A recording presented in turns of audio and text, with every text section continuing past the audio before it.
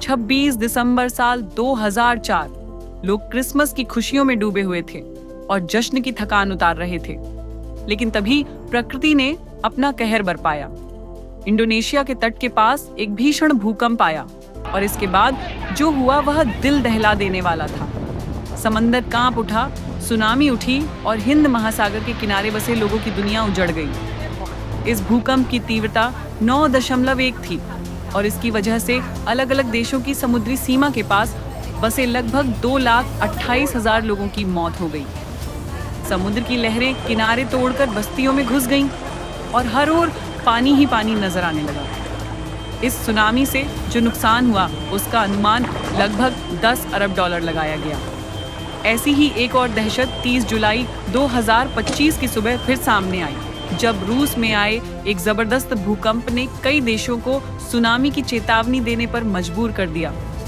अब बात करते हैं बुनियादी सवाल की।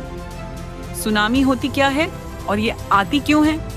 समुद्र में जब तेज हलचल होती है तो समुद्र की गहराई में एक बड़ा उफान उठता है, जिससे लंबी और ऊंची लहरें उत्पन्न होती हैं, जो तेज रफ्तार से आगे बढ़ती हैं। जब ये लहरें जमीन से टकराती हैं तो उसे सुनामी कहा जाता है। आमतौर पर सुनामी की लहरें पानी की एक विशाल दीवार जैसी होती हैं और जब इतना पानी बस्तियों में घुसता है तो वहां सिर्फ तबाही और विनाश ही नजर आता है। सुनामी शब्द 2 जापानी शब्दों से मिलकर बना है, सु और नामी, जिसका अर्थ होता है तटीय लहरें। पहले के समय में लोग सुनामी को समुद्र में उठने वाले ज्वार समझते थे, लेकिन वास्तव में यह एक अलग घटना है। समुद्र में लहरें चंद्रमा, सूर्य और अन्य ग्रहों के गुरुत्वाकर्षण बल से भी बनती हैं, पर असली सुनामी आमतौर पर भूकंप की वजह से आती है। इसके अलावा ज्वालामुखी फटने, समुद्र के नीचे की जमीन धंसने या किसी बड़े विस्फोट के कारण भी सुनामी आ सकती है। यहाँ तक कि मिट्टी के कटाव और बर्फ की दरारें भी लहरों को जन्म दे सकती हैं। जहाँ जहाँ पृथ्वी की टेक्टोनिक प्लेट्स मिलती हैं, वहाँ सुनामी का खतरा ज्यादा होता है, जैसे यूरेशियन प्लेट और ऑस्ट्रेलियन प्लेट का मिलन क्षेत्र, जो फिलिपीनी प्लेट से भी जुड़ा है। 2004 की सुनामी में सबसे ज्यादा तबाही इसी इलाके में देखी गई थी। जब समुद्र के नीचे की परतें खिसकती हैं तो समुद्र अपनी सामान्य स्थिति से ऊपर उठता है और जो लहरें बनती हैं वे सुनामी होती हैं। आप इसे ऐसे समझ सकते हैं कि धरती की टेक्टोनिक प्लेट्स फुटबॉल की ऊपरी परत जैसी जुड़ी होती हैं।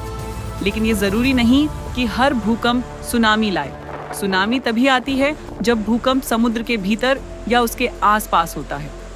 अब लौटते हैं 26 दिसंबर 2004 की भयावह तारीख पर, जो इतिहास की सबसे भीषण सुनामी में से एक थी। इसका असर भारत पर भी हुआ, जहां करीब 8,500 लोगों की जान चली गई।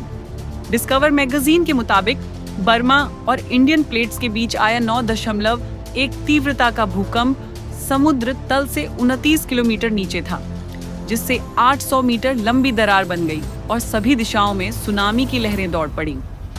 इंडोनेशिया में 150 फीट ऊंची लहरें उठी और आखिरी लहरें अफ्रीका के तट तक पहुंची, जहां 30 फीट तक की ऊंचाई दर्ज की गई। इस सुनामी ने लाखों लोगों को बेघर किया और उनकी जिंदगी को दोबारा पटरी पर लाने में कई साल लग गए।